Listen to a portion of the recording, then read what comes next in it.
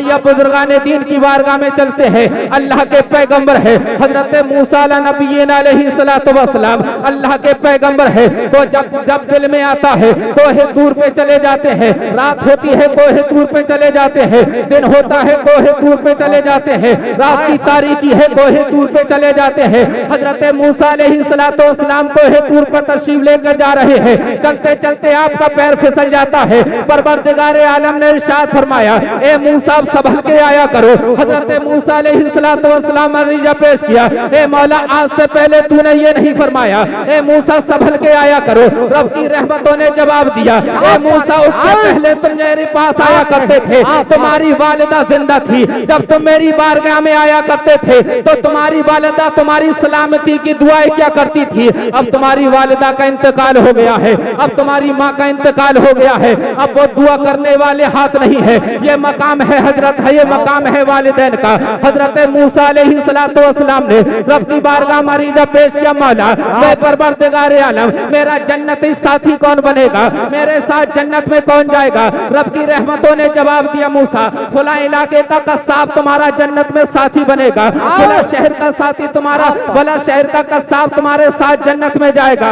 हजरत मूसा अलैहिस्सलातु वस्सलाम अपने जन्नती साथी को देखने के लिए उसी इलाके की तरफ रवाना हो जाते हैं, उसी शहर की तरफ रवाना हो जाते हैं। अब क्या देखते हैं कि वो कस्साब अपनी दुकान पर बैठकर गोश्त फरोख्त कर रहा है, लोगों को गालियां भी दे रहा है, लोगों से बुरा भला भी कह रहा है। हजरत मूसा अलैहिस्सलातु वस्सलाम ने देखा, हैरत में पड़ जाते हैं, ये कैसा एक इंसान है जो एक पैगंबर का साथ जन्नत में जाएगा, ये कैसा इंसान है जो कयामत जो जन्नत में अल्लाह के पैगंबर के साथ जन्नत में जाएगा। हजरत गिरामी हजरत मूसा अलैहिस्सलातु वस्सलाम ने कहा, मैं तेरा मेहमान हूँ। उस कस्साब ने कहा, बैठ जाइए। हजरत गिरामी वो कस्साब अपना गोश्त फरोख्त करता है और गोश्त फरोख्त करने के बाद में हजरत मूसा अलैहिस्सलातु वस्सलाम से कहता है, अब चलो मेरे साथ मेरे घर पे चलो। हजरत मूसा अलैहिस्सलातु वस्सलाम उस कस्साब के साथ में उसके घर पे जाते हैं। अब वो घर पे जाता है, खाना तैयार करता है। हजरत मूसा अलैहिस्सलातु वस्सलाम ने सोचा अब ये मुझसे खाने के लिए कहेगा, मगर जब खाना तैयार हो जाता है हजरत मूसा से कहता है, आप बैठिए, आप बैठिए, पहले मेरी माँ का हक है, मैं अपनी माँ को खाना खिलाऊंगा। हजरत गिरामी हजरत मूसा नबीना अलैहिस्सलातु वस्सलाम इरशाद फरमाते हैं कि उसने खाना लिया, अपनी बूढ़ी माँ के पास गया और उसकी बूढ़ी माँ इतनी कमजोर हो चुकी थी, इतनी ज़ईफ़ा थी कि उस शख्स ने खाने को अपने मुंह में डाला और अपने मुंह में खूब चबाया। चबाने के बाद में अपने मुंह से निकाला, अपनी माँ के मुंह में डाल देता है और अपनी माँ को खाना खिलाता है। जब माँ शिकमशेर हो जाती है, जब माँ माँ का पेट भर जाता है, हजरत मूसा अलैहिस्सलातु वस्सलाम कहते हैं, उसके बाद वो मुझसे कहता है, आइए अब खाना तनावुल फरमा लीजिए। हजरत गिरामी हजरत मूसा नबीना अलैहिस्सलातु वस्सलाम फरमाते हैं कि हमने खाना तनावुल किया, उसने मेरा बिस्तर कर दिया और मैं बिस्तर इस्तराहत पर लेट जाता हूँ, आराम करने के लिए बिस्तर पर लेट जाता हूँ। जब रात आधी गुजर चुकी थी तो हजरत मूसा अलैहिस्सलातु वस्सलाम फरमाते हैं कि कोई बड़े दर्द भरे अंदाज में रो रहा था, कोई बड़े दर्द भरे अंदाज में रो रहा था और वो रब की बारगाह में ये इल्तिजा कर रहा था,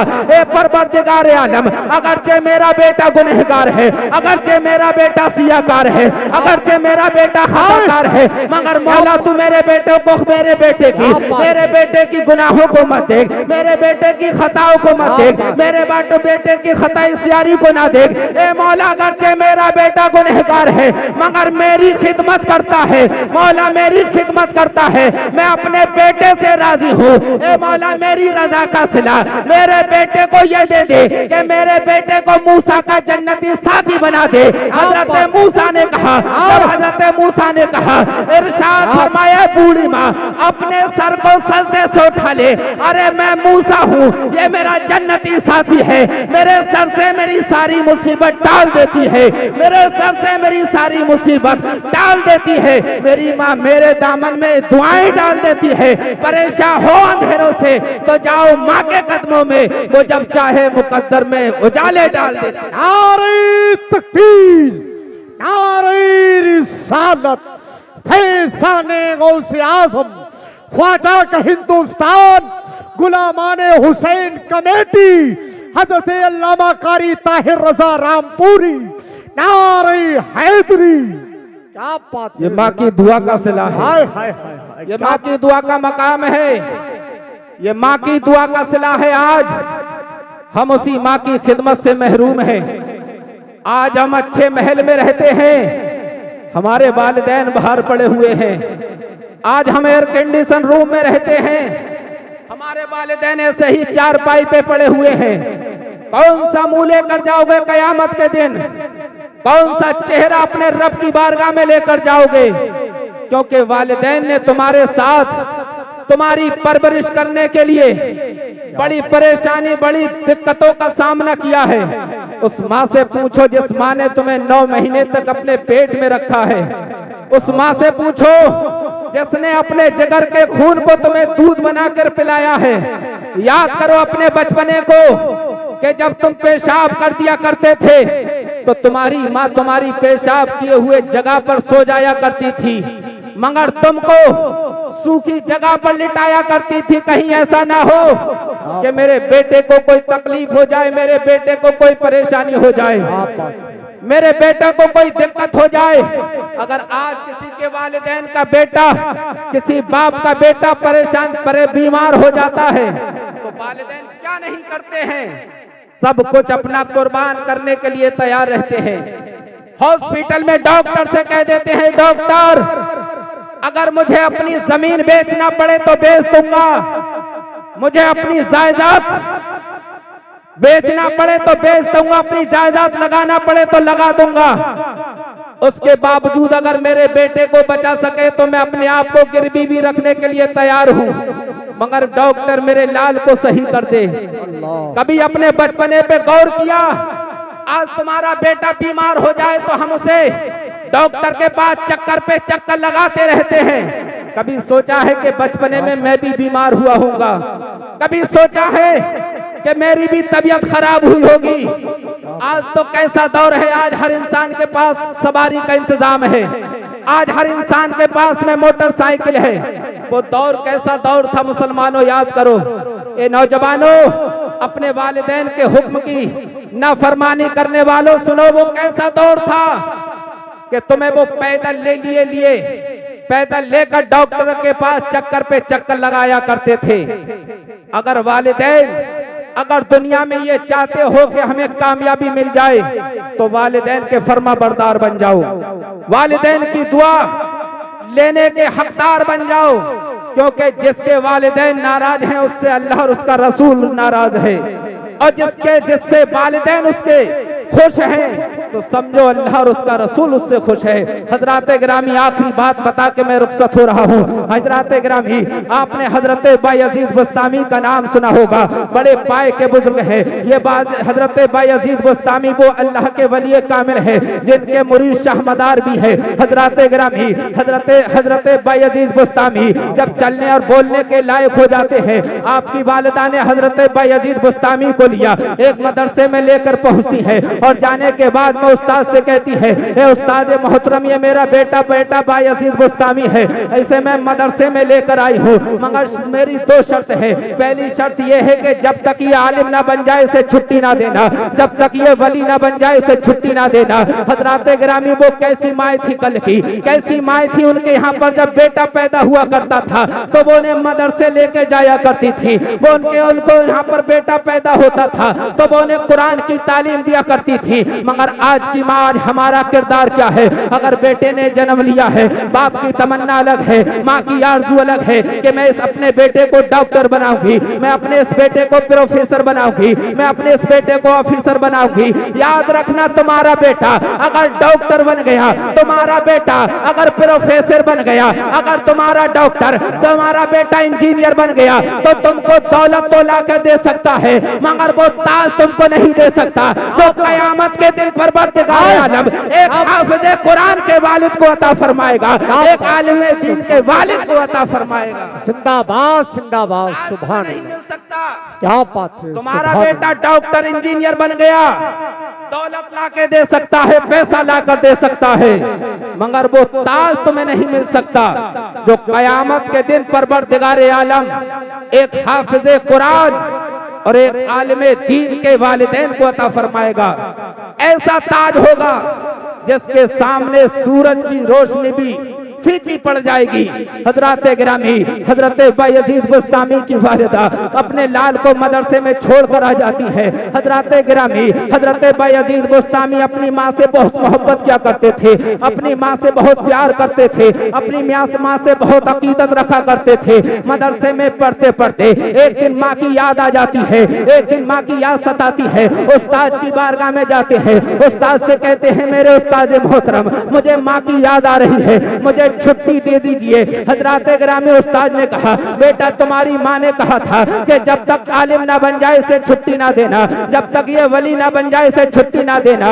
हजरत बायजीद बुस्तामी के उस्ताद ने इतना कहा, हजरत बायजीद बुस्तामी की आंखें अश्कबार हो जाती है, आंखों में आंसू निकलने लगते हैं। उस्ताद से देखा ना गया। उस्ताद ने कहा बेटा मैं तुम्हें सबक देता हूँ, आओ अपनी किताब को लेकर आओ। हजरत बायजीद बुस्तामी को आपके उस्ताद मोहतरम ने सबक दिया। 8 दिन का सबक एक दिन में दे दिया और इरशाद फरमाया इस सबक को याद करके सुना दो, हम तुम्हें छुट्टी दे देंगे। हजरत गिरामी माँ की ममता ऐसी होती है, माँ के चेहरे की लगभग ही कुछ ऐसी थी। हजरत बायजीद बुस्तामी ने 8 दिन का सबक एक दिन में याद किया और एक दिन में याद करने के बाद अपने उस्ताद को सुनाया।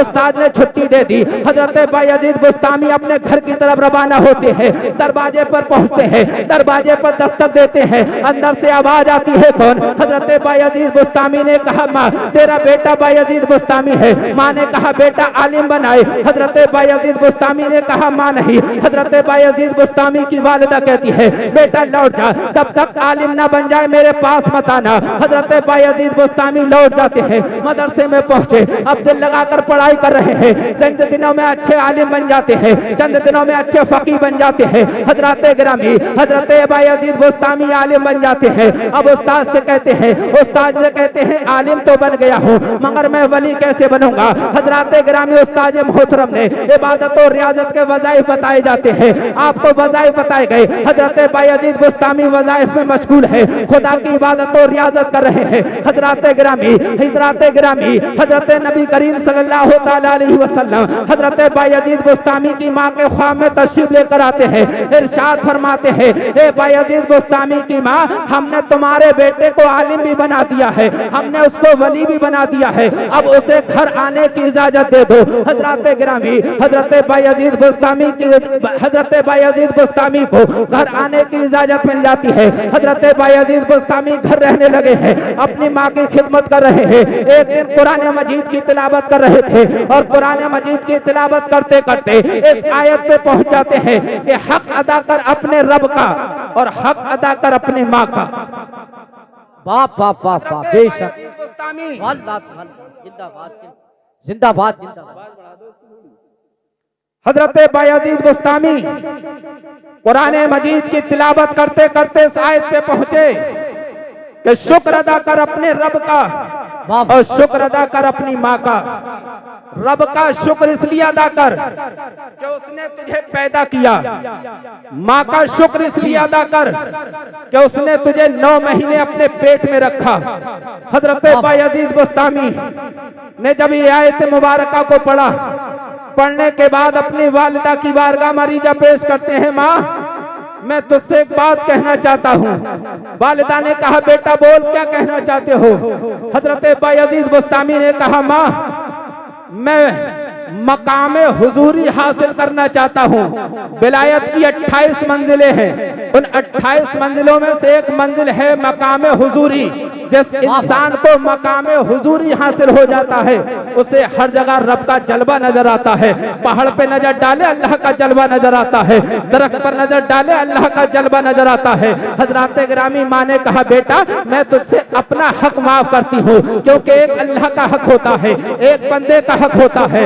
अल्लाह अपना हक माफ कर दे ये उसकी रहमत से उम्मीद है, मगर अल्लाह बंदे का हक उस वक्त तक माफ नहीं करता है जब तक कि वो बंदा माफ नहीं कर दे। आज हमने देखा है, आज हमारा हाल ये है, चौराहे पे खड़े हो गए लोगों की चुगली करना शुरू कर दिया। आज दुनिया में जीते जी अगर हमने किसी का हक मारा है, अगर किसी की जमीन पे नाजायज कब्जा किया है, अगर किसी के माल को हपड़ा है, अगर किसी के मकान को झपटा है, तो याद रखना जब तक कोई इंसान माफ नहीं करेगा, जब तक रब न माफ नहीं करेगा। मेरे आका सल्लल्लाहु तआला अलैहि वसल्लम ने सहाबाए किराम से इरशाद फरमाया, ए मेरे जानिसारों ये बताओ गरीब कौन है? साहबा ने कहा, या रसूल अल्लाह, गरीब वो है जिसके पास माल नहीं है, गरीब वो है जिसके पास मकान नहीं है, गरीब वो है जिसके पास दौलत नहीं है। मेरे आका ने इरशाद फरमाया, नहीं, गरीब ये नहीं है, बल्कि गरीब वो है जिसके कयामत के गरीब वो है जिसके पास में नमाजों का भी सवाब होगा, जिसके पास में रोजों को भी सवाब होगा, जिसके पास में हज का भी सवाब होगा, जिसके पास में सदका तो खैरात का भी सवाब होगा, मगर उसके साथ यह भी लिखा होगा कि उसने किसी का हक मारा होगा, उसने किसी की जायदाद पे नाजायज कब्जा किया होगा, उसने किसी को सताया होगा। जब कयामत के दिन वो आएगा और आने के बाद में उस परवरदिगारे आलम उस बंदे को बुलाएगा जिसका इसने हक मारा था, तो इसके रोजों को सवाब, इसके हज का सवाब, इसके सदका तो खैरात का सवाब उस बंदे को दे दिया जाएगा। मेरे आका इरशाद फरमाते हैं, साहबा, ए मेरे जानिसारों, गरीब ये है। हजरात गिरामी, याद रखना, कयामत के दिन अगर तुमने आज दुनिया में किसी का हक मारा है, जब तक वो बंदा माफ नहीं करेगा तुम्हें रब माफ नहीं करेगा। हजरत बायजीद बुस्तामी ने कहा, माँ अपना हक माफ कर दे। हजरत बायजीद बुस्तामी की वालिदा ने अपना हक माफ किया। हजरत बायजीद बुस्तामिया निकल जाते हैं जंगल में रब की इबादत और रियाजत के लिए। तारीख बताती है, रिवायतों में आया है कि 40 साल मुसलसल हजरत बायजीद बुस्तामी इबादत पर इबादत करते रहे। एक रिवायत में आया कि 30 साल तक जंगल में इबादत करते रहे। रात को इबादत करते थे, दिन में रोजा रखा करते थे। हजरत गिरामी बायजीद बुस्तामी इबादत पर इबादत कर रहे हैं, जंगल पर जंगल बदलते चले जा रहे हैं। कहीं ऐसा ना हो कि कोई मुझे पहचान ले और मुझे बातों में लगा दे, मेरा वक्त बर्बाद कर दे। हजरत बायजीद बुस्तामी जंगल बदलते जा रहे हैं, चलते चलते अपने शहर बुस्तान में आ जाते हैं। अब हजरत बायजीद बुस्तामी ने कहा, ए बायजीद बुस्तामी, ये तो अपना शहर बुस्तान है, क्यों ना चले अपनी माँ से मुलाकात कर ली जाए। मगर अक्ल कहती है, बायजीद 40 साल का जमाना गुजर गया है, तुम्हारी वालिदा का इंतकाल हो गया होगा। मगर दिल आवाज देता है, ये बायजीद अगर वालिदा का इंतकाल हो गया होगा तो माँ की कब्र पर फाता पढ़ के चले जाएंगे। हजरत गिरामी, हजरत बायजीद बुस्तामी है, अपने मकान के दरवाजे पर आकर बैठ जाते हैं। हजरत गिरामी, जब रात के तन्हाई रात आधी रात गुजरती है, आधी रात गुजरती है, हजरत बायजीद बुस्तामी की वालिदा तहज्जुद की नमाज पढ़ने के लिए पानी से तहज्जुद की नमाज पढ़ने के लिए वुजू बनाते हैं। जब हजरत बायजीद बुस्तामी को पानी छलकने की आवाज आती है, अरे कैसी माए थी कल वो, अरे फर्ज नमाज तो बहुत दूर की बात है, उनकी तहज्जुद की नमाज कज़ा नहीं हुआ करती थी, तो उनकी तहज्जुद की नमाज नहीं छूटा करती थी। हजरत गिरामी, हजरत बायजीद बुस्तामी ने इतना सुना कि पानी गिरने की आवाज आई है। हजरत बायजीद बुस्तामी ने कहा, वालिदा जिंदा है। दरवाजे पे दस्तक दी, अंदर से आवाज आई, ए मेरे बेटा बायजीद तू आ गया है, ए मेरे लाल बायजीद तू वापस आ गया है। हजरत बायजीद बुस्तामी की वालिदा ने दरवाजा खोला और दरवाजा खोलने के बाद में अपने लाल को सीने से लगा लिया। इरशाद फरमाया, मेरा बेटा, ए बायजीद तू कहां चला गया था? जितना लंबा जमाना गुजर गया है, तेरी ये हालत कैसी हो गई है? 40 साल का जमाना गुजर चुका था। अल मुख्तसर यूं समझिएगा, हजरत बायजीद बुस्तामी की वालिदा ने हजरत बायजीद बुस्तामी से कहा, ए बेटा, तू जो मकाम हासिल करना चाहता था, जो मकाम तू पाना चाहता था, क्या वो तुझे हासिल हो गया है? क्या वो तू मकाम तुझे मिल गया है? हजरत बायजीद बुस्तामी ने कहा, ए मेरी माँ, 40 साल का जमाना गुजर गया है, वो मकाम मुझे हासिल नहीं हुआ है। हजरत बायजीद बुस्तामी की वालिदा की आंखें अश्कबार हो जाती है और अपने हाथों को रब अकबर की बारगाह में बुलंद करती है और अरीजा पेश करती है, ए मेरे रब, मेरे बेटे को वो मकाम हासिल क्यों नहीं देता? मेरे बेटे को वो मकाम अता क्यों नहीं कर देता जो मकाम मेरा बेटा मांगना चाहता है, जो मकाम मेरा बेटा हासिल करना चाहता है? हजरत बायजीद बुस्तामी फरमाते हैं, माँ ने दुआ की थी, मेरे चेहरे से हिजाबात हट जाते हैं। परवरदिगारे आलम ने माँ की एक दुआ के सदके में वो मकाम मुझे हासिल कर दिया। जो 40 साल जंगल में इबादत करता रहा, वो मकाम परवरदिगारे आलम ने अता नहीं दिया, वो मकाम परवरदिगारे आलम ने माँ की दुआ के सदके अता कर। बाप बाप बाप, जिंदाबाद जिंदाबाद।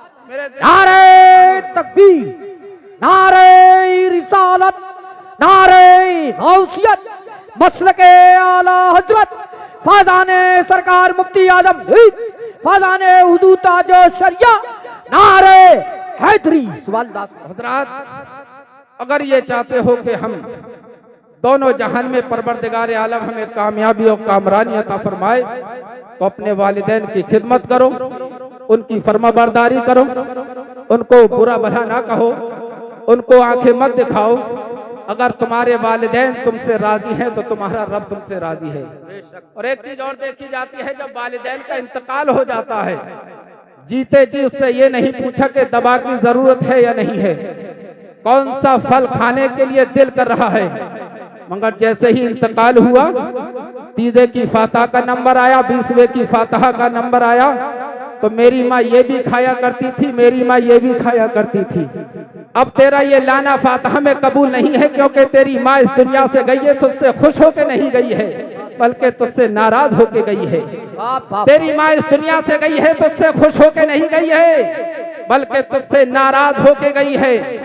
याद रखना, कोई इबादत तुम लाख नमाज पढ़ते रहो, उस वक्त तक तुम्हारी नमाज कबूल नहीं है जब तक कि तुम्हारी माँ तुमसे राजी नहीं है।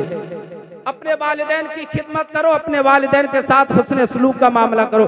परवरदिगार आलम की बारगाह में दुआ है कि मौला मेरे कहने में, आपके सुनने में जो भी अगलात वारिद हैं, अपने हबीब के सदके माफ फरमाए। अस्तगफिरुल्लाह रब्बी मिन कुल्लि ज़ंब व अतूबु इलैह। ला इलाहा इल्लल्लाह मुहम्मद रसूलुल्लाह सल्लल्लाहु तआला